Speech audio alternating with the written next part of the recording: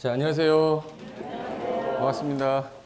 얼굴 마스크를 끼고 있어서 잘 모르겠어요. 누군지. 예. 저 본 적 혹시 있으세요? 나 너 본 적이 있다 있으세요? 난 다 처음 보는 사람 같아가지고 일단 그 뭐지? 이번에 다 31회 때 합격하신 분들이죠?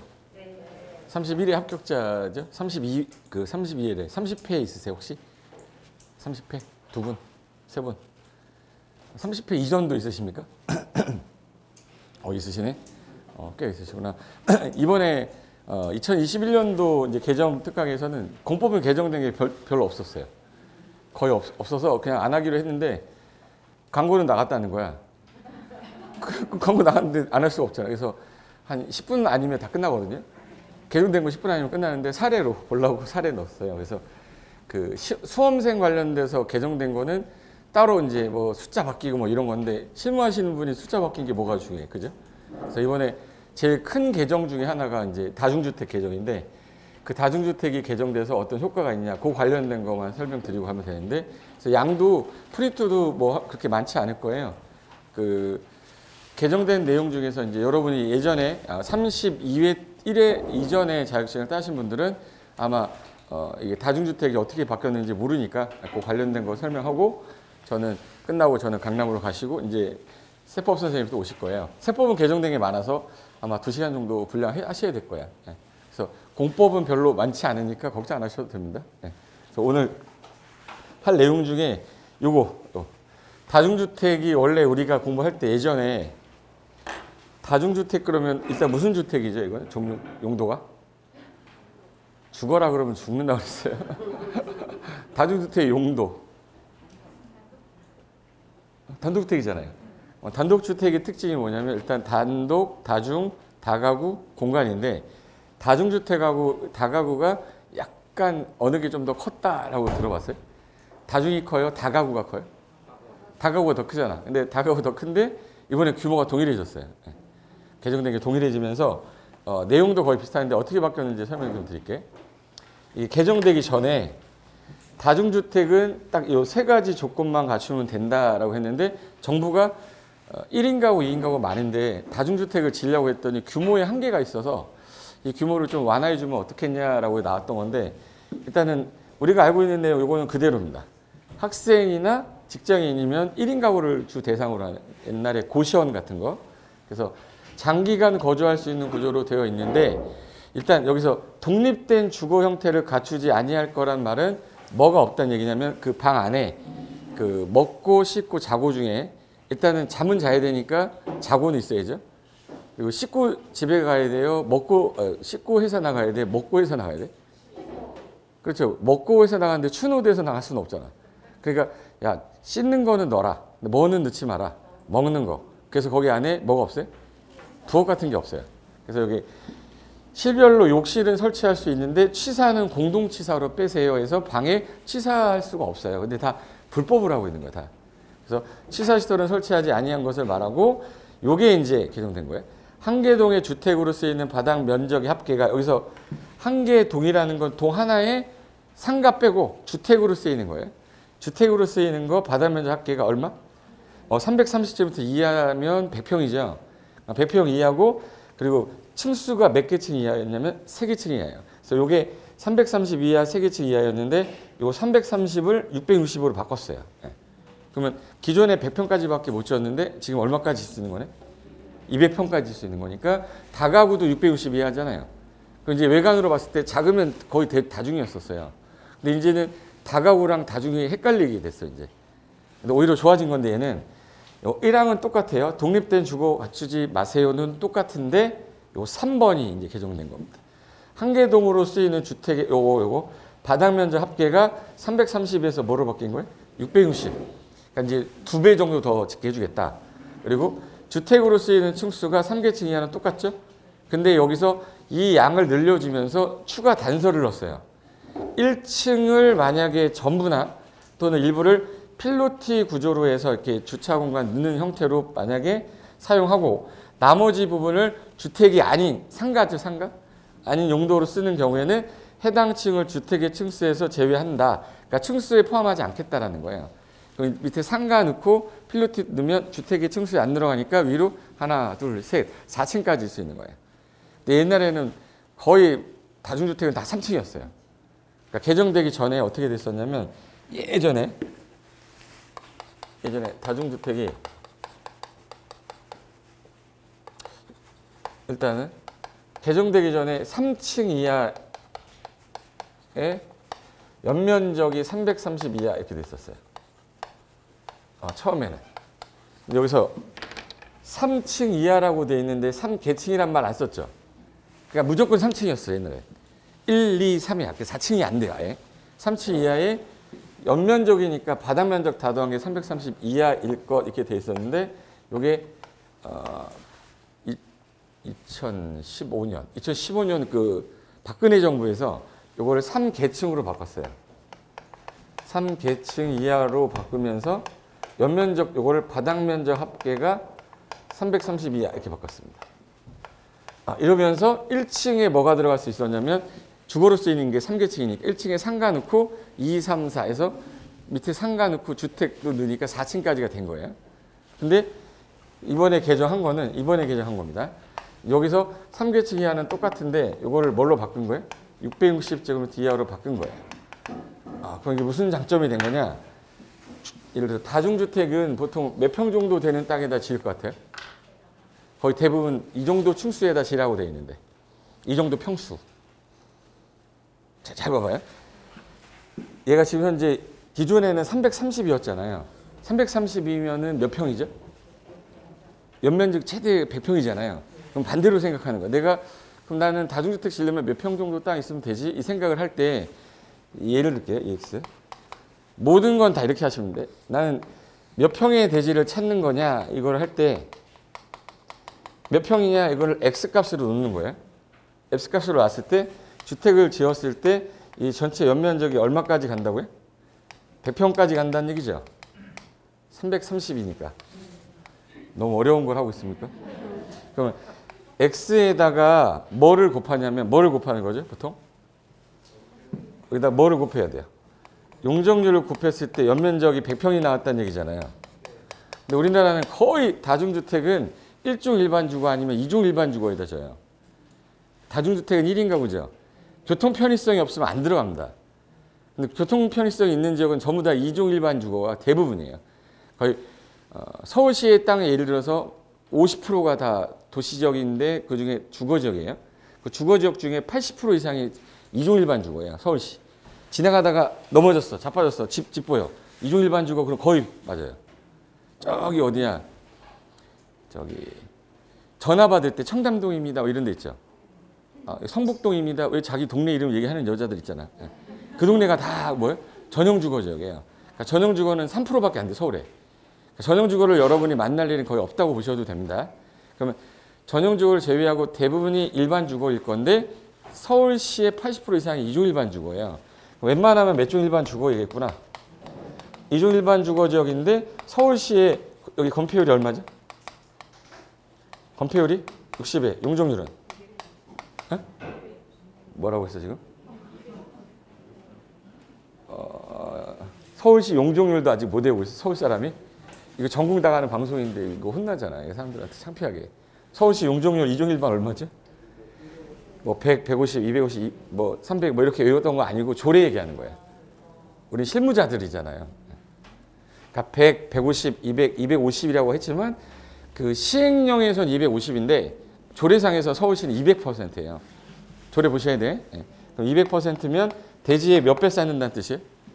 2배. 그러면 잘 봐요.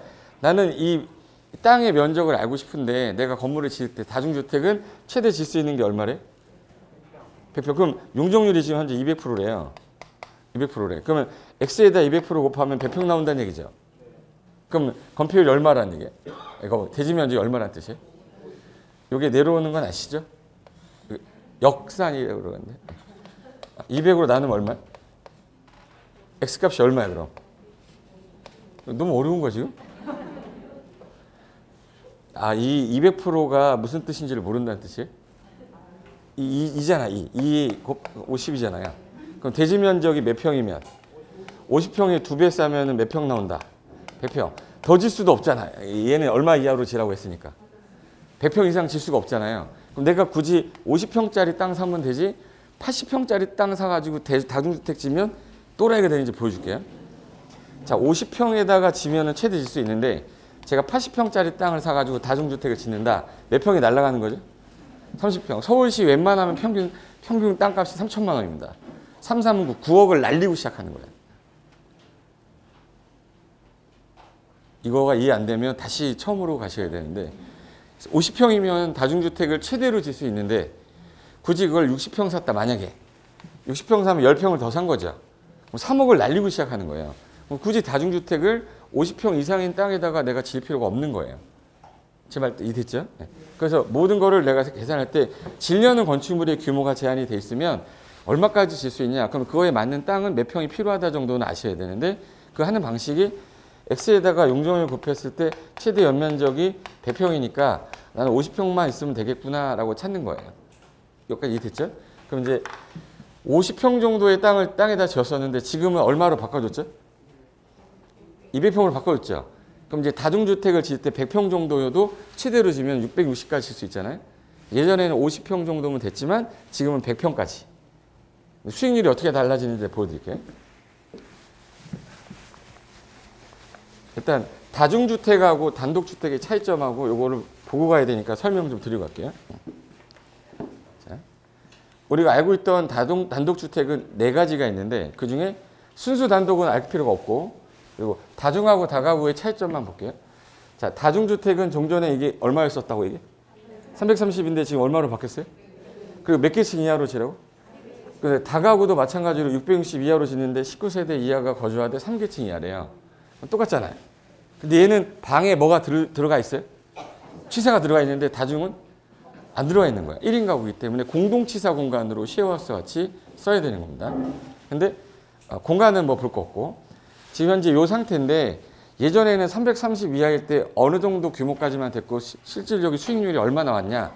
하나 더. 바뀐 것 빼고 공동주택은 뭐 이건 다 아는 거니까 얘는 개정된 게 없고 얘도 연립도 다세대도 기준이 잡아요. 다세대는 얼마 이하로? 660 이하인데 얘는 주거로 쓰이는 걸 몇 개까지? 4개까지 돼요. 다세대는. 근데 다중하고 아까 다가구는 주거로 쓰이는 게 몇 개까지만? 3개까지만 돼요. 그럼 이제 얘는 수익형 부동산입니까? 이거는 아니면 이거 수익형 부동산 분양형입니까? 다세대 주택은 분양형이죠. 다가구는 내가 갖고 있으면서 월세 받는 수익형 부동산이잖아. 다세대는 분양형이고. 그러니까 분양하려는 사람은 1층, 2층부터 4층까지 다 주택으로 해서 팔아버리는 빌라잖아요. 근데 다중주택이나 다가구는 1인 소유하면서 매달 뭐를 받는 거예요? 방에서? 월세 받는 건데 월세 수익률을 높게 준 거죠. 높게 줬는데 1인 가구들이 들어갈 수 있는 방도 하나 더 만들어진 거니까 정부 측면에서는 주택을 증가시킬 수 없었는데 다중주택의 양이 늘어나면 1인 가구가 들어갈 수 있는 집의 개수가 늘어나는 거잖아요. 그래서 이걸 개정한 게 6월 16일부터 실시하는 거예요. 이거. 지금 실시는 안 합니다. 그럼 6월 16일 이후에 다중주택이 엄청나게 많이 지어질 거야. 지금은 아닌데. 그러니까 지금 다중주택 스탑하고 있어 다. 지면 안 돼요. 660까지밖에 못 지었는데 지금은 더 짓게 해준다잖아. 그럼 6월 16일 이후에 건축 허가 들어가는 다중주택의 개수는 늘어날 거라는 뜻이에요. 그러면 볼까? 우리가 다중주택이라고 하면 주택으로 쓰이는 게 얼마 이하? 330 이하였는데 뭐로 바꾼대? 660. 그래서 옛날에는 110, 110, 110에서 최대가 얼마예요? 330 요거까지밖에 못 쳤어요. 근데 지금은 개정이 됐으니까 여기다가 220, 220, 220 질 수 있다는 얘기예요. 그러니까 200평 나오는 거 660제곱미터에서 이렇게 바꿔주겠다. 최대 질 수 있는 거를. 그러면 한 번 더 할게요. 여기 110으로 했을 때 주차 대수가 몇 대가 최대라고 돼 있어요? 왜 세대냐면 이제 실무하시는 분들이니까 주차장 관련된 거는 그래도 주차장 제가 한 3시간 강의하나 그러는데 주차장 관련된 거 많이 아시면 남들한테 제 실력 있는 애인데 막 이런 소리 들을 수 있어요. 자, 예. 단독주택하고 다중주택은 주차 대수 설치하는 기준이 1 플러스 100분의 시설 면적 마이너스 150이라고 그래요. 시설 면적. 근데 다가구 주택 있죠? 다가구 주택은 누구랑 똑같이? 다세대랑 똑같이 가구당 한 대씩이에요. 가구당 한 대씩인데 이게 주차장이 원래는 예전에 2.3m, 이게 5m였어요. 그래서 235라고 했는데 작년에 주차 대수 기준을 강화시켰어요. 2.5m로. 현재는 2.3m가 아니라 2.5m입니다. 그럼 이게 주차 대수 공간이에요. 1층에. 한 대야, 이게. 한 대 기준인데 다가구는 8가구면 8대가 나와야 돼. 그럼 땅에 8대가 나와야 되면 1층 거의 날아가는 거야. 상가 못 넣어요. 근데 얘 다중주택은 1인 가구 대상이니까 1인 가구가 차가 다 있진 않잖아요. 그러다 보니까 다중주택은 단독하고 똑같이 공식입니다. 이거 주차장 법에 있는 내용이에요. 1 플러스 100분의 시설 면적 마이너스 150 했는데 이 값이 땡점 땡땡이 나오면 이 땡점 땡땡이 나왔을 때 소수점 둘째 자리는 버린다 이렇게 써 있어요. 소수점 둘째 자리는 버린다. 둘째 자리에 버린다는 뜻이에요. 그리고 소수점 첫째 자리에서 4, 4, 5입 한다 이렇게 써 있어요. 4, 4, 5입이라는 건 4 이하는 뭐예요? 버린다. 그리고 5입은 올린다. 그래서 그 대수가 주차 대수예요. 법에 정해 놓은 겁니다. 그럼 한번 해볼게요. 예를 들어서 EX입니다. 1.44가 나왔고 1.49 나왔고 1.57이 나오고 2.14, 3.15, 3.64 이렇게 나왔어. 값이. 그럼 값이 이렇게 나왔어요. 그럼 만약에 1.44가 나왔다 그럼 둘째 자리는 뭐 한다고요? 버리고 4, 4, 5입이니까 버려야 되죠. 얘 몇 대라는 거예요? 한 대에 나오는 거예요. 그럼 얘도 버리고 내려야 되니까 한 대. 얘 버리고 얘 올려야 되니까 두 대. 얘 버리고 내려야 되니까 두 대. 버리고 내려야 되니까 세 대. 버리고 올려야 되니까 네 대야. 주차 대수가. 근데 다중주택은 최대 질 수 있는 게 얼마였었다고요? 330이었었잖아요. 330이었기 때문에 이 시설 면적이 330이라는 뜻이에요. 330제곱미터에서 150을 빼면 얼마죠? 180. 180인데 100으로 나누면 1.8이죠. 1.8에다 1 더하면 2.80이 되는 거잖아요. 둘째 자리 버리고 올려야 되니까. 그러니까 다중주택은 세대만 일단 주차 대수 맞추면 10가구를 짓든 15개를 짓든 20개를 짓든 아무 상관이 없어요. 근데 다가구는 10가구 짓는 순간 10대가 나와야 돼. 그러니까 1층을 살려먹을 수 있는 게 다중주택이란 말이에요. 그럼 이제 예를 들어서 잘 보세요. 얘가 330을 짓겠다 그러면 자, 이 땅에 주차 대수가 몇 대가 나와야 돼? 이렇게 생긴 놈이? 세 대가 나와야 돼. 세 대가 나와야 되는데 없어. 그럼 여기를 뚫어가지고 이렇게 해서 주차 공간을 넣을 수도 있거든요. 근데 여기에 더했을 때 얼마라고 이게? 110, 110이야. 최대 얼마죠? 이렇게 줬단 말이야. 주차 대수 세 대로. 근데 이 사람이 이제 주차 공간이 두 대밖에 안 나오는 사람이야. 땅이 작아서. 그러면 이제 두 대로 내가 이거를 최대 질 수 있는 방식을 찾아야 될 거 아니에요? 이거는 건축사들도 잘 몰라요. 저는 이제 뭐 이제 수익 관련된 걸 해야 되는 컨설팅을 해야 되는 사람이니까 이거 설계할 때 이렇게 하시면 두 대로 금방 하는데요. 이렇게 얘기를 해줘야 되는 사람이잖아요. 우리는. 자, 해봐요. 얘가 두 대가 나오려면 앞에가 숫자가 몇이 돼야 돼? 2가 돼야 되죠. 그럼 최대로 지려면 2.4면 밑에 버리는 거죠. 그럼 2.49까지 나오게 되면 최대에 질 수 있는 거잖아. 둘째 자리 뭐 하고? 버리고 내려야 되니까 두 대잖아요. 그럼 이 값이 2.49가 나오게 하기 위해서는 이 공식에다 딱 보니까 2.49면은 149가 나와야 되거든요. 그럼 149에다가 150 더하면 얼마지? 199죠. 너무 어려운 거 했네. 299죠. 150에다가 149 더하면 299잖아. 그럼 결론은 330까지는 안 짓고 299까지 짓잖아요. 그럼 2.49가 나와. 전 공식을 외우고 있어서 제가 되는 거고 처음 본 사람은 안 될 수 있어요. 그러면 299에서 150 빼면 얼마가 되는 거죠? 159 되는 거죠. 149. 149 되는 거죠. 너무 어려워 이게. 299에서 150 빼는 거예요. 그럼 149니까 1.49죠. 1.49에다 1 더하면 2.49잖아요. 그럼 이제 요거 버리고 내려야 되니까 두 대잖아. 아, 그러면 이렇게 하면 되네. 299로 맞추면 되는 거죠. 그럼 299로 맞추려면 여기를 220이죠? 그럼 여기서 330인데 330에서 몇을 빼야 돼요? 31을 빼면 되잖아.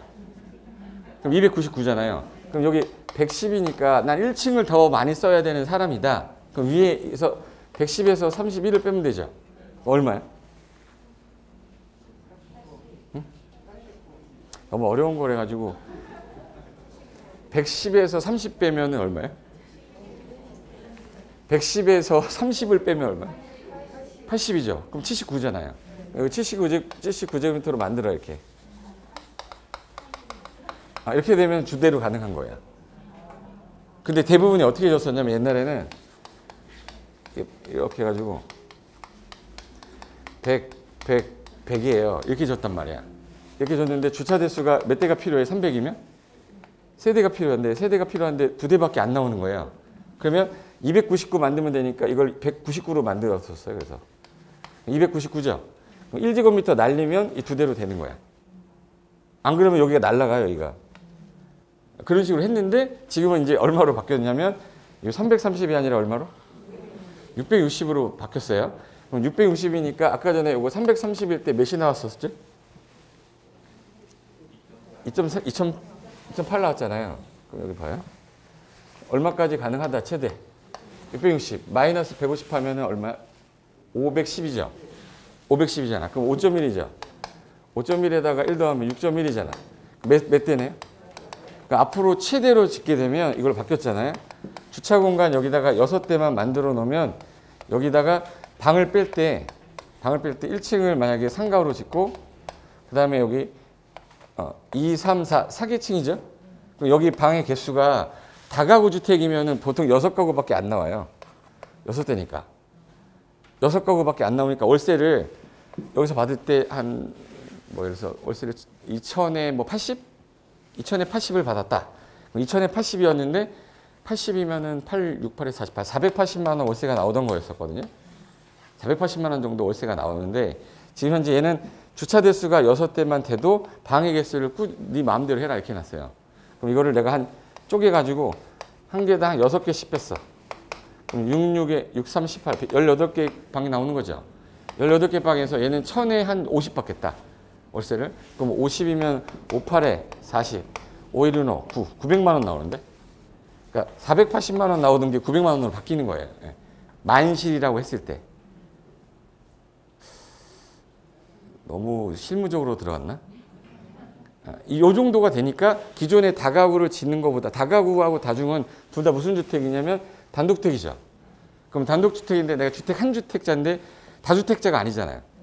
다가구를 갖고 있어도 한 주택자고 다중도 한 주택이니까 나중에 월세 받다가 땅값 올라가면 되팔아도 1세대 1주택 비과세 조건 갖추면 얘는 세금도 안 내요. 좋은 거야 나쁜 거야. 지금 시장에서 제일 좋은 거는 다가구 다중이에요. 다주택자가 되는 순간 일단 세금 많이 나오고 그 다음에 이제 또 취득할 때 취세 많이 내잖아요.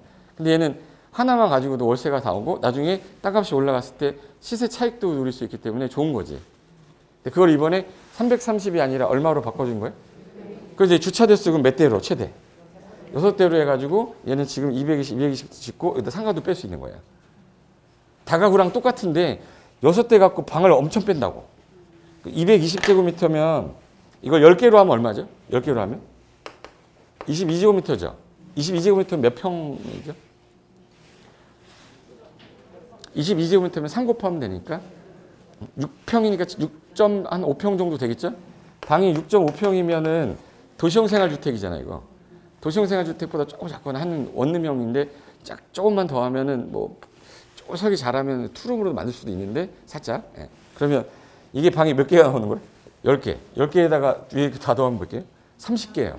30개가 나와도 주차 대수 6대로 된다고. 완전히 놀라야 되는 실무하는 사람들은 이래야 되는데 실무 안 하시는 거야 지금. 실무 하시는 분들은 이걸 왜인지 알려줘. 그래 시행이 안 됐잖아요. 6월 며칠이라고요?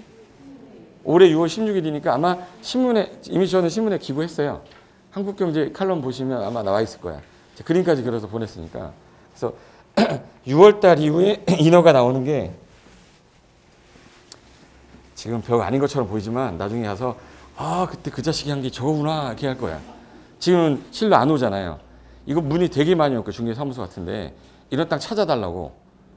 근데 뭔 말인지 알지 찾아줄 거 아니에요. 예. 다중주택이 변화가 됐구나라는 걸 아셔야 되니까. 그래서 예전에는 다중주택을 짓 때 무조건 1, 2, 3층짜리였단 말이에요. 되게 작았어요. 이런 주택이었는데 지금은 이거를 한 동을 더 짓는 거지. 연면적이 2배가 됐으니까. 그래서 이 상태로 할 수도 있는데 1층을 뭐로 뺄 수도 있어요? 근생으로 빼고 필요티 뺄 수 있죠. 여기서 월세 또 받는 거죠. 중개사무소도 나올 수 있단 말이에요. 여기다가. 그리고 하나 위로 더 짓겠죠. 여기 1, 2, 3인데 이게 이제 근생으로 바뀌었으니까 한 층 더 짓겠지. 그러니까 완전히 좋아진 거예요. 근데 만약에 이게 주거지역인데 정북 방향의 도로를 물고 있다. 보통 4층에서 꺾여야 되는 거지 않습니까? 4층에서 꺾여서 가야 되잖아. 근데 이쪽에 북쪽 방향에 도로까지 물고 있는 땅이면 다중주택 짓기 제일 좋은 땅이 되는 거예요. 그래서 아마 이제 북도로 물을 물고 있는 평수 한 80평, 100평 땅은 다중주택 짓는 사람들이 되게 많아질 거예요. 왜? 수익률이 좋으니까. 방을 30개 뺐어요. 30개 뺐단 말이야, 아까. 30개 빼면 50만 원만 월세 받아도 5, 30, 1,500입니다. 매달 월세 1,500이 나오는 물건이 바뀌는 거잖아. 다가구에서는 1,500 나올 수가 없어요. 이거 무슨 말인지 이해 안 되는 거예요? 근데 왜 반응이 이렇게 정말 이거 좋은 거구나 이렇게 생각하시면 돼. 바뀌는구나 정도만 감만 잡아도 돼. 내가 실질적인 수익률이 얼마 나오는지 보여줄게. 우리가 보통 다중주택하고 다가구 얘기할 때 여기 다중하고 다가구는 둘 다 3계층 이하고 330 이하고 660 이하였는데 얘가 뭐로 바뀌는 거예요? 이게 660으로 바뀌는 거예요. 그래서 660으로 바뀌고 얘는 독립이 안 되니까 공동치사죠. 얘는 방 안에 뭐가 있어요? 취사가 있어요. 그런데 개별 취사가 불가능하고 얘는 가능하잖아. 그게 장단점인데 최근에 뭐 제가 이제 개인적으로 있는 회사에 그 미스터홈즈는 어떤 거 하냐면 그 공유 공간을 거실처럼 쓸 수 있게 거기다가 저희가 제일 많이 했던 게 쉴 수 있는 공간이잖아요. 그래서 영화 볼 수 있게 시네마 틀어주고 옆에 안마 의자 갖다 놓고 그 식당 할 수 있게끔 하고 커피 마실 수 있게 하고 공부할 수 있게 하고 거기서 공부는 거기서 하다가 잠자는 건 방으로 가는 거야. 그런 형태로 하는 형태의 공유주택 지금 짓고 있거든요. 그 컨셉이 가능한 게 돼버린 거야. 공동치사 공간이 옛날에는 되게 작아가지고 사람들이 거기서 밥을 먹기가 되게 애매했었어요. 그러다 보니까 불법으로 방에다가 치사를 넣었었거든요. 불법도 안 하고 공유 공간 잘 만들어 놓으면 이거는 아예 어떤 여성 독립 공간 형태로 만들어도 돼.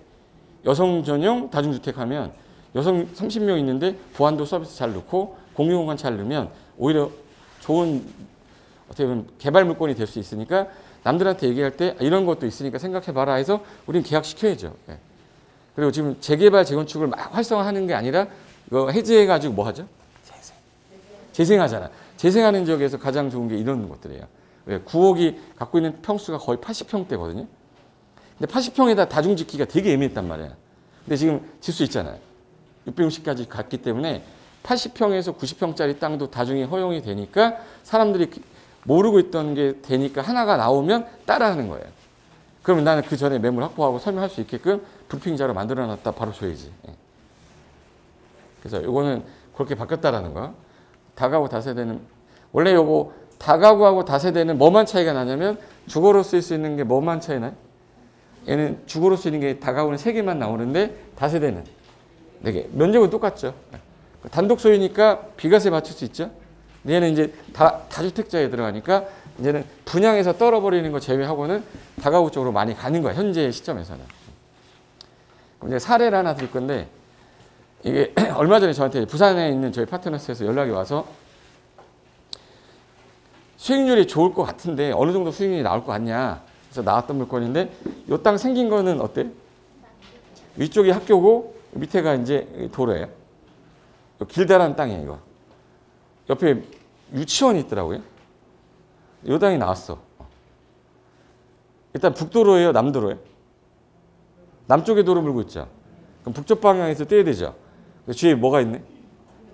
일조 제한 안 받아요. 공지잖아. 학교 운동장 쪽이에요. 그럼 일조 제한을 덜 받아, 얘는. 일단 좋은 조건이에요. 북도로 문 거랑 똑같은 거야. 북쪽 방향에 그 건축이 금지되거나 공지가 있으면 이건 일조 제한을 안 받아요. 얘가 뒤로 가봤자 햇빛을 얘가 받을 필요가 없잖아. 그러니까 이건 좋은 물건이에요. 근데 이 땅이 지금 현재 2종 일반 주거고 글씨 안 보이니까 이중 일반 주거의 절대보호구역인 이유가 뭐냐면 학교죠. 학교 정문에서 50m를 절대보호구역이고 200m를 뭐라고 그러죠? 상대보호구역인데 거기에 들어가 있는 물건입니다. 학교가 여기 있어서. 그리고 창고 용지로 돼 있었어요. 그러니까 여기 창고, 오래된 창고 있더라고. 그리고 면적은 104평입니다. 100평짜리 땅이에요. 그리고 여기 해당 지역의 건폐율 용적률은 60에 220이고 기타 뭐 세로의 장방형으로 좀 약간 길다란 땅인데 이게 공시지가가 제곱미터당 169만 원이고 평당 한 580만 원 정도 하는 이중 일반 주거 땅인데 부산의 동래 쪽이었었어요. 동래구 가면 사직 운동장 있죠. 그 사이에 있던 땅인데 지금 현재 새로 건물 좀 이 정도 나옵니다. 이 정도 형태로. 그래서 여기 사직동 단독주택 개발 사업을 할 건데 여기다 다중주택을 제가 넣어보려고 했더니 여기 이중 일반 주거 지역에서 지금 104평에 대해서 단독주택 졌을 때 지상에 여기 주차대수 6대인가 빼고 지상 5층까지 가게 해놨을 때 얘가 지금 현재 평수예요. 지하는 예를 들어서 창고 용지로 뭐 좀 쓰겠다. 그리고 지상층에 총 227제곱미터까지 나오는데 다중으로 가면 여기서 좀 잘려요. 이 부분이 다중이 잘리는데 이 밑에를 상가를 빼버리면 이게 200평까지 가요. 그럼 위에 다 뭘로 쓸 수 있어요? 다? 다중으로 쓸 수 있는데 여기 근생으로 빼고 하나, 둘, 세 개를 뭘로 하면 돼? 하나, 둘, 세 개를 뭘로 하면 돼? 아까 제가 얘기했잖아요. 세개층이라고 했잖아요. 주거로 쓰이는 게 세개층이잖아요. 그럼 주거로 쓰이는 거 하나, 둘, 셋, 세개층이죠. 이건 근생으로 하면 되지. 그럼 내가 찾아 먹을 수 있는 용적률 다 찾아 먹는 거예요. 그리고 해당 지역 내에서 용적률 산정했을 때 최대 지을 수 있는 면적이고 여기가 법정으로 60에 220인데 218까지 다 빼먹을 수 있었던 이유가 북쪽에 뭐가 있었어요? 공터가 있었어요. 이거 만약에 건물이 있었다 그러면은 입주 제한 빠져서 179나 178개 못 찾아 먹어요. 용적률을 다 못 찾아 먹는다 그 뜻이야. 그리고 이제 적용 면적은 해야 되는데 혹시 이대지라고 들어봤어요? 이 돼지 같은 자식아. 200제곱미터 이상인 대지는 적용해야 되잖아요. 대지 면적이 아까 얼마였지? 344니까 적용해야 되잖아요. 5% 정도 해야 돼. 그래서 법정의 5% 정도를 해야 되니까 이 땅 어딘가에다가 적용해놔야 됩니다. 우리나라는 200제곱미터 이상의 대지에 건축할 때는 적용해야 되거든요. 근데 이거를 여러분이 다 만들 수가 없잖아. 없기 때문에. 그리고 얘는 아까 공식에 따지면 여기다가 넣잖아요. 그냥 넣어볼까? 344.8이죠. 대지 면적이. 건축물을 지었을 때 최대 연면적이 얼마 나왔냐면 753.4인데 주거로 쓰이는 부분 있죠. 주거로 쓰이는 부분만 빼버렸을 때 세대 6대 맞춰놓고 근생은 134제곱미터당 한 대예요. 근린생활시설. 134제곱미터당 한 대니까 얘 근생으로 빼면 요 정도 빼면 한 대 나오고요. 여기 5대 나와. 그래서 6대로 맞힌 거예요. 주차 대수 하나, 둘, 셋, 넷, 다 6대 가지고 이 정도신 거예요. 단독주택이 가능한 거예요. 이거 엄청난 건데 이거. 그럼 이 상태에서 이 땅이 어떻게 생겼는지 보여줄게요. 자, 이게 동래구 사직동에 있던 아까 이 땅이거든요. 생긴 거 한번 보여드릴게요. 요거 땅이에요. 이 창고지. 옆에 유치원 같은 거 있죠? 근데 요 땅이 지금 길다랗게 저쪽이 있고 저쪽 끝이 뭐가 있냐면 학교가 있다는 뜻이에요. 이 창고 지금 현재 2층짜리 창고잖아요. 이걸 내가 매입해서 철거를 하면 여기다가 아까 그 정도 건물 질 수 있다고. 근데 여러분이 그 설계하는 거를 못하면 프로그램 쓰면 되는데 제가 지금 그 플렉시티라는 회사 그 대표랑 만나서 MOU를 체결했는데 그게 한 건 설계하는데 한 2만 원 정도 내야 돼요. 근데 우리 이제 랜드고랑 우리 미스터홈즈 같이 하면 좀 싸게 해줄 거야. 그래서 할인해가지고 이제 받아서 쓸 수 있는데 번지가 넣으면 지가 설계를 다 때려요. 법에 있는 규정 다 갖고 오고. 그래서 내가 한번 보여줄게. 플렉시티라는 건 이제 가설계 프로그램 하는 데인데 동래구 사직동 요 땅이잖아요. 창고라고 되어 있는 거. 그럼 여기서 지금 현재 상태는 2층짜리 창고가 있는데 설계를 한번 때려봐라 해서 제가 지금 지을 게 뭐냐면 최대 연면적이 여기 거의 용적률 220에 60일 했잖아. 이중 일반이 서울은 부산은. 근데 서울은 60에 200이에요. 부산은 60에 220 주는 거야. 조리까지 다 찾아낸 겁니다. 그리고 지금 현재 최고 높이가 30m인데 30m면 몇 층까지 가능한지 아세요? 3층으로 진다 그러면 10층 정도. 상가로 지게 되면 8층. 그럼 이제 이거 빼고 최대 층수 제한은 없었기 때문에 내가 지금 선택한 거는 주거로 지어도 되고 상업으로 줘도 내가 근생으로 다 짓겠다. 저는 근데 주택으로 짓 거거든요. 이걸 선택하면 나는 단독주택으로 할 거야. 그러면 여기 단독. 다가구 해도 됩니다. 그리고 기획 설계. 제 옛날에 이거 그릴 때 30분 정도 걸리거든요. 다 하고 분석하는데 7초 만에 끝납니다. 다 끝났죠. 예. 그러면 지금 현재 코어를 이쪽으로 빼고 여기 보시면 4개 주차 대수 됐고 주차 대수 2개 됐죠. 이렇게. 이쪽이 학교 쪽이 옛날에는 이게 꺾여야 돼. 1.5m 뛴 다음에 여기 꺾여야 되는데 여기가 뭐야? 학교라 북도로 물었기 때문에 괜찮아요. 제가 이거를 옆에 있는 거랑 같이 볼까?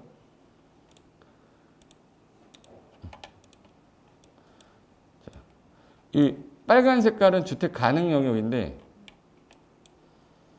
여기 이제 단독주택으로 1층 짓고 만약에 이거 순수하게 단독주택으로 짓는다 그러면 이렇게 나온다 이 뜻이고 자 여기 보세요.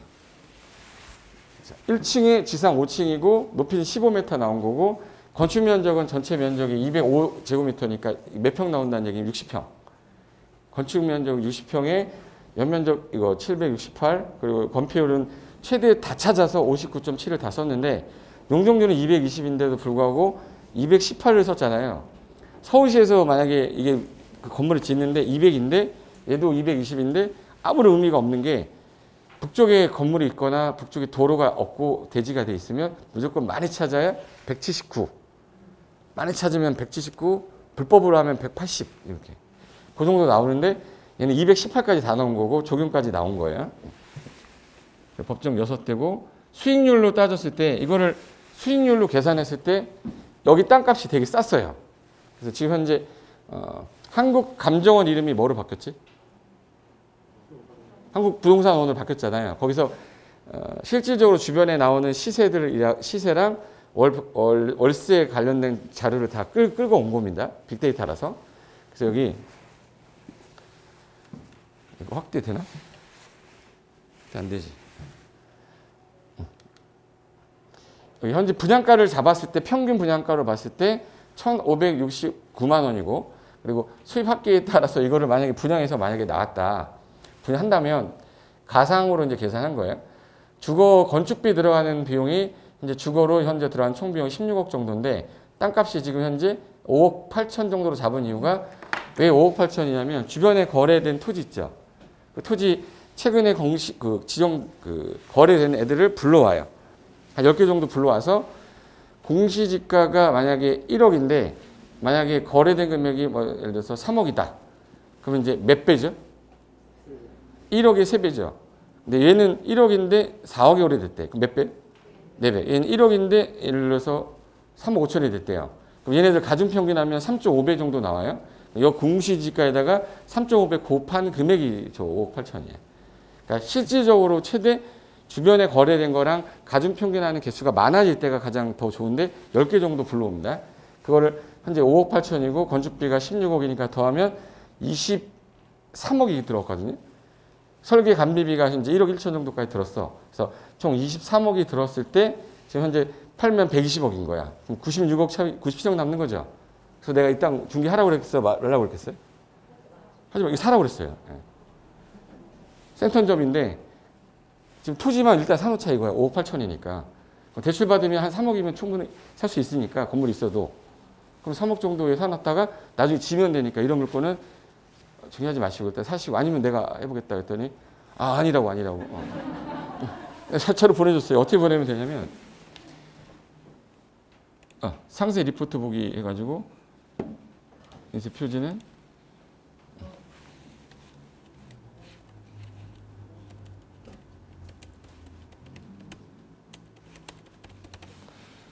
오늘이 2월 21일자니까 적용해서 PDF로 전환한 다음에 카톡으로 보내면 돼요. 여기 보고서 만들어집니다.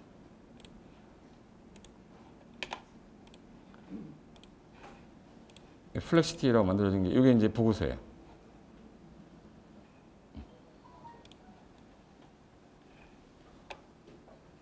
페이지 보기. 한 방에 보는 거 없나? 자, 여기 이제 한 페이지씩 보는 건데 사직동 단독주택 개발 사업 뭐 오늘 날짜가 2월 22일이죠. 그럼 이제 아까 전에 대지 현황이랑 요 땅 위치랑 그 내용 그대로 불러온 거고 그림 그렸을 때 이걸 이쪽으로 보지 말고 돌려서 하려면 이게 돌려지기도 합니다. 4차원으로 하는 거니까.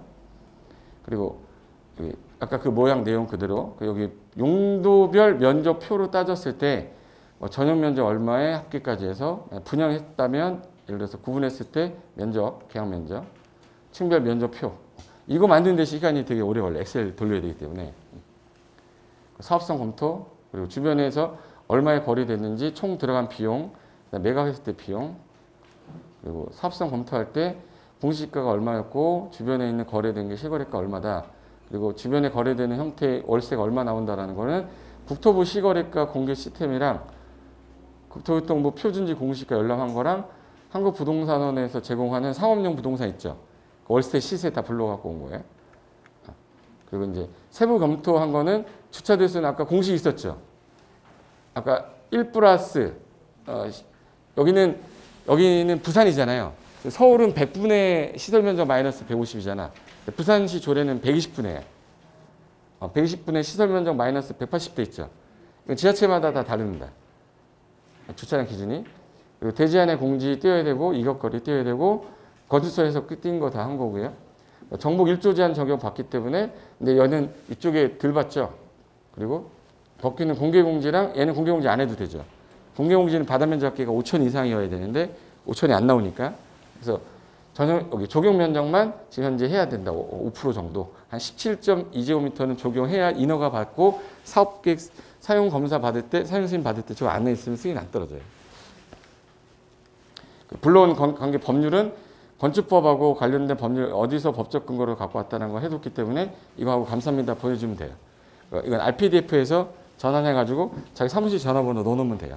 그럼 이제 10초 안에 다 끝난 거잖아. 근데 이건 VIP 같은 사람들한테 해주면 돼요. 예를 들어서 살 것도 아닌 사람한테 저걸 2만 원을 써가지고 할 필요는 없잖아. 그냥 내가 지금 살 집이다 이런 거 할 때는 이걸 돌려보는 건데 제 시뮬레이션을 내가 상가로 한번 해볼게요. 상가로 하면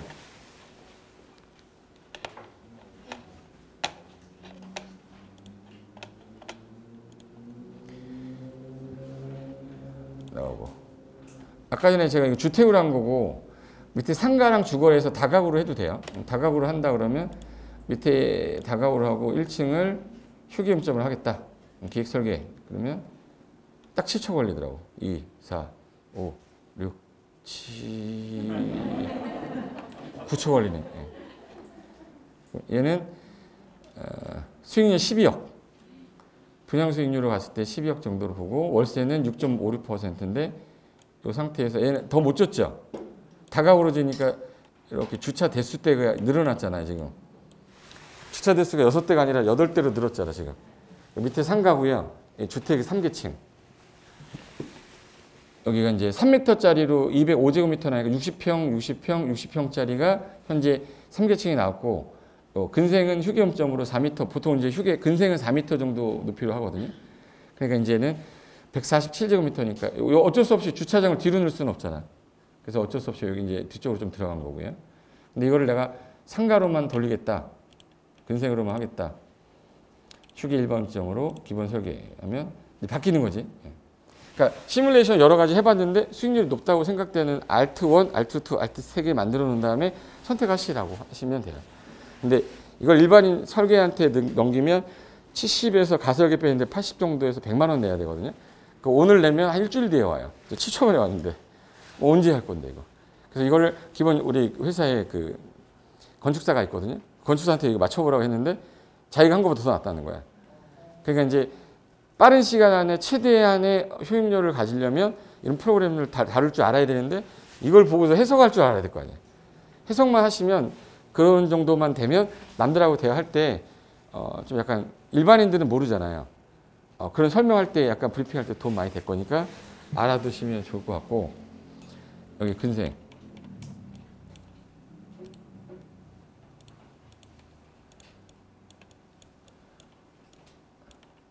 이 지하 주차장을 안 빼는 이유가 뭐냐면 지하 주차 안 뺐죠. 지하 주차 안 보이죠. 안 빼는 이유가 건축비가 1.8배 정도 더 들어요. 차라리 이거 안 짓고 위로 올리겠다 해서 피로티로 가는 거예요. 그리고 얘는 상가로 했을 때는 분양 수익이 16.1억인데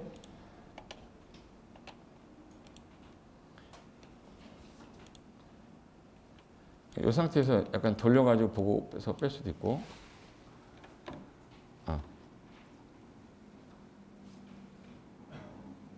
분양을 했을 때 근생으로 다 했을 때 전용 면적 예를 들어서 공연 면적 빼고 기존실 빼고 소개했을 때 계약할 때 면적하고 다 계산되는 건 엑셀 돌려야 되거든요. 이미 이게 엑셀 프로그램으로 돌린 거기 때문에 별도로 다시 변형하지 않으셔도 돼요. 이제 다중주택 하나 볼까? 최근에 들어왔던 물건인데 그 과천에 가면 벼량동이라고 있어요. 벼량동이 있는데 그게 24-3 물건인데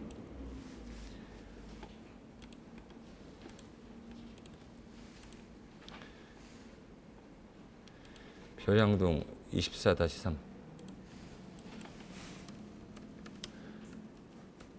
과천 아시죠? 여기가 정부종합청사 쪽에 있는 아파트 단지 뒤쪽에 있는 여기 단독택 부지거든요. 그 오래된 9억 나오면 이제 새로 건물 지어야 되잖아요. 그 물건인데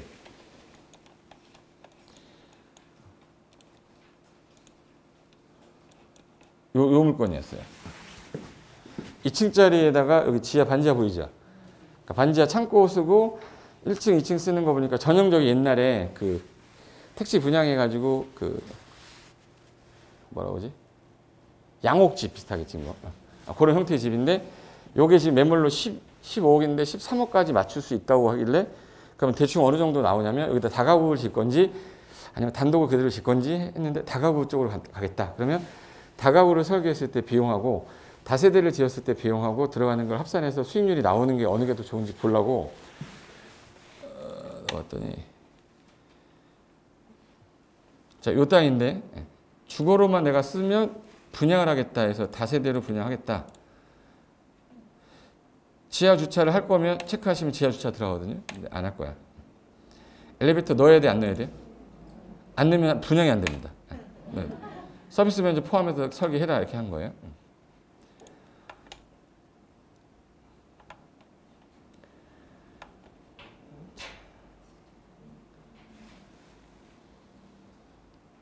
오, 6. 이 대표가 7초라고 그랬는데. 아까 그 땅이거든요. 아까 그 땅에다가 지금 졌을 때 다세대 졌을 때 요 이쪽이 북쪽이라서 꺾인 거죠. 이쪽이 북쪽이라서. 그럼 지금 1층을 필요대로 다 빼고 위쪽으로 뺀 거예요. 두 세대, 한 세대, 총 5세대. 주차 대수 몇 대 나오겠네? 5대 나오겠죠? 주차 대수 5대 나온 거잖아. 다 5가구 넣었기 때문에. 그러면 주변 건물 없애버릴게. 그럼 밑에가 지금 현재 주차 대수 다 빠진 거예요. 세대수를 5세대를 분양해버려야 되기 때문에 1층에 상가가 나올 수가 없어요. 그랬을 때 4억 9천 정도 나오는데 이게 지금 현재 15억에 내놓은 거를 지금 14억 조절해서 13억까지 내릴 거거든요. 근데 12억 이거는 그 공시 배율로 계산한 거기 때문에 임의로 넣어줘야 돼요. 13억에 매수할 거니까. 그러면 4억 3천의 분양 수익 나옵니다. 그럼 이거 4억 3천 정도 나오는데 알트 제대로 해봐야 될 거 아니에요? 건축비랑 주변 검사해봐야 되고. 그러면 지금 내가 13억을 만약에 주고 사면 대출 낄 거 아니에요? 한 5억 정도가 필요한 거야. 졸리세요? 이게 마스크가 있으니까 입을 벌리기도 좋아. 그래서 5억 정도 선에서 대출 껴서 산 다음에 나중에 건축했을 때 4억 3천 나오는데 건축하는 기간이 이 정도 주택이면 한 6개월이면 돼요. 6개월이면 되니까 이자도 6개월만 쓰니까 1년치 이자가 아니니까. 그러니까 만약에 4%짜리 쓰더라도 2%인 셈이에요. 6개월만 쓰고 갚을 거기 때문에. 그러니까 단기간에 빨리 치고 빠질 수 있는 그런 물건들인 게 주변에 이제 서울 전역에 천지인 거지. 재생사업 한다고 하잖아요. 그러니까 건축에 대한 개념을 좀 알고 계시고 필요할 때 내가 써먹으면 돼. 그냥 지나가다가 막 물어보는 사람들 말고 진짜 내가 VIP로 해야 되는 사람들 입장에서는 설명할 정도의 수준만 갖추시면 되고, 최근에 1조 제한을 완화해서 이거 용적률 이거 없애버린 그 뭐지 정부방 1조 제한 없앤다고 국토부 장관이 했었잖아요. 근데 그걸 완화시켜 버렸을 때 이거 올라가잖아요. 밑에 뭐가 있어야 돼? 얘가 한 가구가 늘어나면 주차 대수 또 늘어야 되잖아요. 그럼 주차 대수를 늘릴 수가 없어요. 건들 수 없어가지고 국토부에서 맨 처음에는 정부방 1조 제한을 완화해서 그동안 노후 건축물들이 불법으로 여기다 다 샤시했잖아요. 이렇게. 그 샤시했던 걸 양성하겠다 이랬다가 가능성이 없어요. 주차장이 완화가 안 돼버리면 전 의미가 없기 때문에 이번에 발표할 때 이사 대책에서 빠진 거예요. 하겠다고 했다가 없어진 거예요. 나중에 주차장까지 건드리면 나중에 이 1조 제한 관련된 법률 개정이 다시 나올 거고 주차장 개정 기준이 다시 나올 거예요. 근데 그걸 올해 안 했기 때문에 공법 개정할 게 없는 거예요. 지금.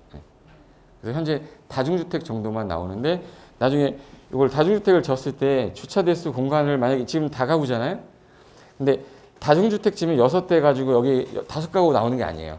아까 방 쪼개있을 때 막 10개를 쪼개든 뭐 8개를 쪼개든 쪼갤 수 있잖아요.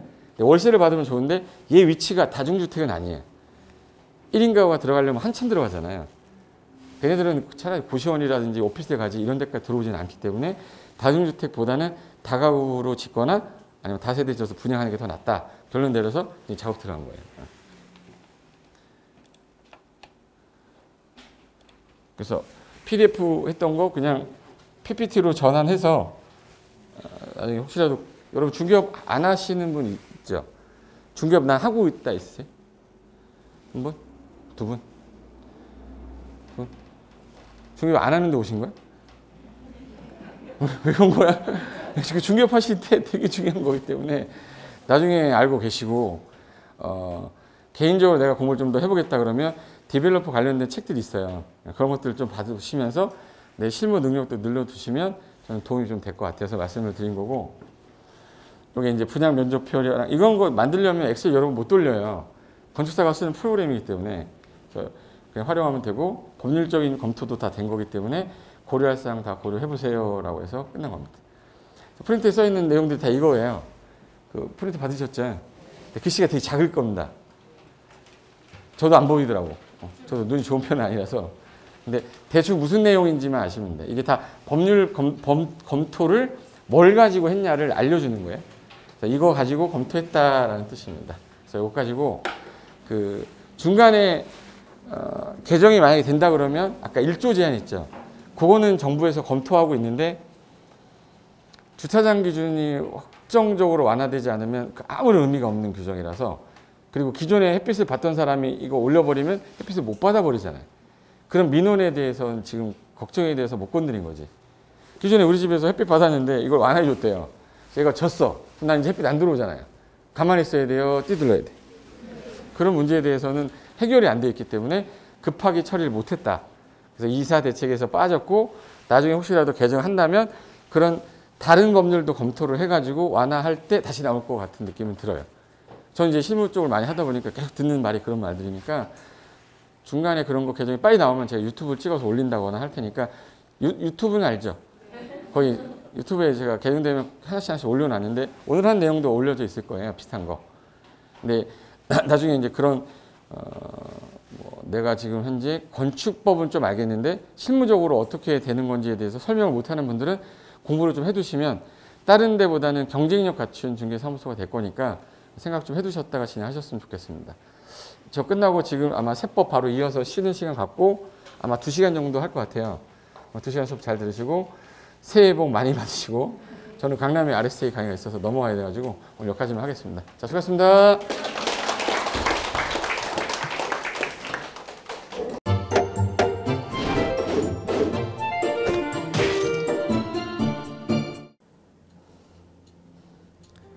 안녕하세요. 부동산 공법을 강의하는 고상철입니다. 자, 제가 이번 시간에 말씀드릴 건 뭐냐면 공인중개사를 여러분이 공부하시다 보면은 여러 가지 자료들, 뭐 OX 문제라든지 어떤 요약된 집약된 자료, 뭐 PPT 자료 이런 것들이 많은데 그 일일이 출력하다 보면 여러분들이 보관하고 하는데 불편함이 있어서 그런 것들을 좀 약간 또 해소도 하기 위해서 또 다른 사람들하고 커뮤니티도 뭐 할 수 있기 때문에 저희는 네이버 밴드라는 어플을 좀 활용할 건데요. 그 네이버 밴드에다가 자료를 올려놓은 거를 내가 다운을 받고 내가 보는 방법에 대해서 알려드릴 테니까 이 부분에 대해서 제가 시작하는 거 똑같이 따라 하시면 설치부터 사용 방법까지 말씀드릴 테니까 그대로 따라오시면 됩니다. 자, 1단계 네이버 밴드 어플을 다운받습니다. 자, 그럼 네이버 밴드 다운을 어떻게 받냐? 자, 플레이스토어, 우리 안드로이드 버전으로 갈게요. 그래서 플레이스토어를 누르시면 화면이 바뀌면서 지금은 이제 컴퓨터 화면을 제가 이제 좀 크게 보이게끔 해놓은 거라서 여러분 핸드폰에는 아마 맨 위에 여기 검색창이라는 게 있을 건데 여기다가 제목을 넣는 거예요. 제목을 뭐라고 쓰냐면 네이버 밴드 아니면 밴드 이렇게 쳐도 돼요. 밴드 치면 제일 상단에 나오죠. 그래서 이제 네이버 요 밴드가 요 초록 색깔 바탕의 B자예요. 밴드. 그래서 이제 여러분은 설치 누르시면 됩니다.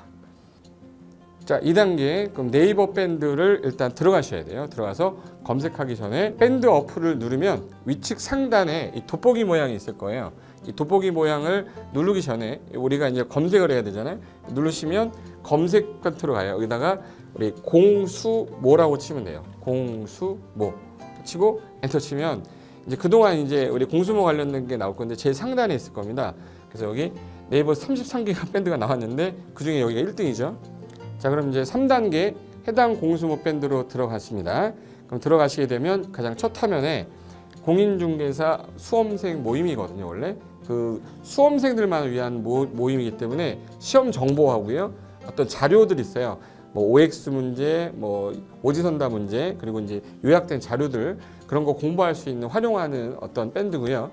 이 강의와 관련된 어떤 특강이 있다거나 할 때 공지사항 같은 거 그리고 지속적으로 교수님들께서 자료를 올려드릴 거기 때문에 요 관련된 자료 관련된 거 어떤 거 있는지 잠깐만 한번 보겠습니다.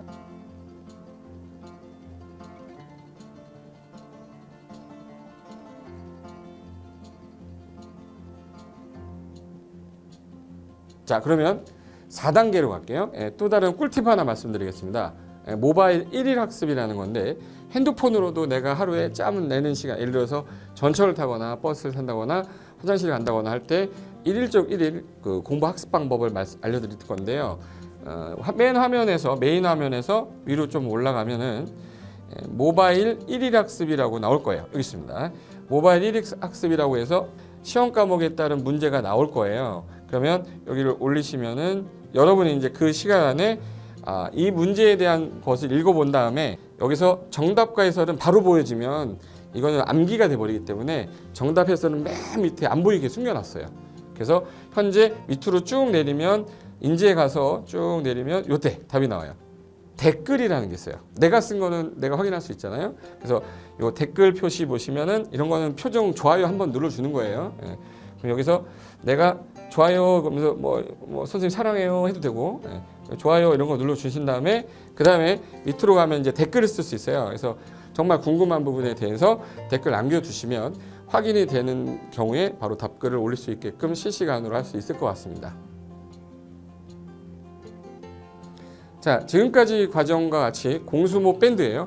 공인중개사 수험생 모임 밴드를 줄여서 우리 공수모 밴드라고 하는데 이렇게 가입하시면 여러 가지 자료들 업데이트되는 거, 개정되는 부분 신속하게 받아들일 수 있기 때문에 아마 여러분 학습하는데 도움이 많이 될 겁니다. 그래서 꼭 가입하셔서 좋은 자료도 받고 매일매일 학습하시면서 도움 되셨으면 좋겠고요. 자, 여러분의 합격을 진심으로 기원하겠습니다.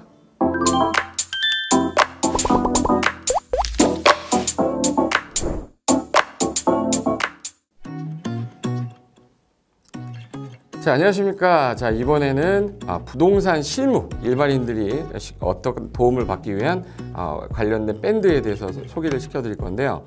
일단은 검색창에다가 365 부스라고 치시면 돼요. 365 부스인데 365일 부동산 스터디라는 밴드예요. 네이버 밴드인데 요 365 부동산 스터디라는 밴드 일단 클릭하시면 현재는 이제 4만 명 정도 되는 밴드인데요. 우리가 일반인들이 어떤 부동산 정보를 습득하는 데 있어서 이 정보를 얻기가 되게 쉽지가 않습니다. 내가 어딘가를 찾아본다고 해서 잘 찾을 수 있는 것도 아니고 어떤 전문가들이 하는 말들이 친밀성이 있는 건지 아닌지에 대해서도 우리가 잘 믿을 수가 없는 거기 때문에 그런 정보를 그래도 좀 손쉽게 찾아볼 수 있게끔 저희 이제 이 밴드에 구성된 전문가들이 정보를 좀 제공해 주는 거기 때문에 아마 유용하게 활용할 수 있을 거고요. 내가 부동산 중에 토지를 좀 알고 싶다, 또는 상가를 좀 알고 싶다, 또는 나는 내 집 마련을 위해서 청약이 좀 궁금하다. 근데 그게 솔직히 어디 가서 물어보거나 어떤 정보를 찾기 쉽지 않아서 그것 때문에 만들어진 밴드라고 보시면 돼요. 그래서 365일 내내 부동산을 어떤 공부한다는 취지로 밴드에 들어오셔서 질의응답도 하시고 궁금한 사항에 대해서 뭐 예를 들어 문의를 하시면 저희가 관련된 정보를 또 제공해주는 그런 밴드라고 보시면 되겠습니다. 어떤 밴드냐면 한번 보시면은 지금 현재는 뭐 공지사항이 제일 먼저 나올 건데요. 이 공지사항은 기존에 있던 오프라인이 어떤 강좌가 있으면 그 강좌에 관련된 거 뭐 세미나라든지 그래서 평소에 이제 우리가 이제 접하지 못했던 강의들 있죠. 이렇게 진행이 된다라는 거 공지를 좀 하는 그런 내용들이고요. 하나 좀 더 올리면 자 이제 우리 교수님이에요. 교수님 중에 상가 교수님이 최근에 예를 들어서 법이 바뀌었어요. 법이 바뀌게 되면 최근에 바뀐 법이 이런 바뀐 법이 있으니 중개업을 한다거나 투자를 할 때 좀 유의해서 알아보시면 좋겠습니다라는 거를 올려놓을 거예요. 기존에 올려놓은 자료가 있으면 또 찾아보시면 되는 거니까 이렇게 해서 계속 밴드에서 소식을 받으시면 실전에 굉장히 도움을 많이 받을 거라고 예상합니다. 부동산 관련된 내용 중에서 하나 더 보시면 이제 랜드프로에서 직접 우리 프로그램 만들고 있어요. 그래서 부동산 까발리기, 부동산 부티크 뭐 이런 TV 관련돼서 부동산 팁 있죠. 예를 들어서 청약을 받아야 되냐 말아야 되냐, 지금 강남권 아파트를 투자해야 되냐 말아야 되냐, 이런 정보를 쉽게 여러분들이 접하지 못하기 때문에 그런 관련된 것들을 시대에 맞게 흐름에 맞게 부동산 시장이 이제 요동치면 내가 지금 집을 팔아야 되냐 사야 되냐 그런 것들에 대해서 신속하게 정보를 들을 수 있는 밴드니까 시간이 나실 때마다 자주 들어오시고 저도 자주 들어가서 좋은 정보 남겨드릴 테니까 자주 들어오시기 바랍니다. 저는 부동산 공법하고 부동산 토지 투자를 강의하는 고상철이었습니다. 자주 밴드에서 뵙도록 하겠습니다. 자, 수고하셨습니다.